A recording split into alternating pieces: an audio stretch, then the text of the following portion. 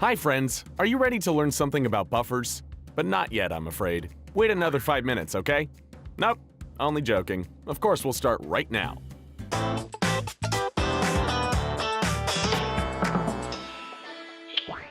Buffers go hand in hand with acids and bases. So if you really have no idea what an acid is exactly, then first of all, check out our video on that.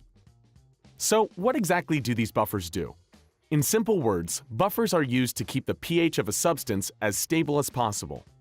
Imagine a liter of water. If we throw in 0.1 moles of hydrochloric acid and wait, the pH will change significantly. If you want to know exactly how much, the pH of the water will drop from 7 to 1.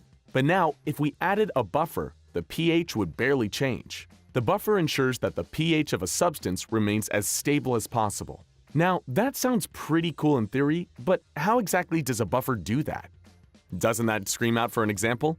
A great example would be the so-called acetic acid acetate buffer. This buffer simply consists of acetic acid and acetate ions together, but you have the same amount of both in a 1-to-1 ratio. So we set up the proteolysis equilibrium. That looks something like this. Acetic acid and water simply stay in equilibrium with the acetate ions and oxonium ions. Now let's look at the effect of buffer on this equation. If we add an acid, the concentration of oxonium ions increases. Now we have more H3O+ ions. The reverse reaction becomes stronger.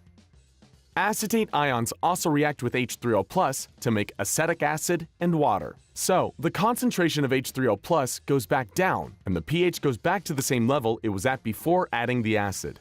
If we add a base, the concentration of hydroxide ions will increase. So now the forward reaction of acetic acid and hydroxide ions forming acetate and water becomes stronger. And that goes on until the concentration of hydroxide ions is reduced to around the same level it was at the beginning. And that's the whole story about buffers.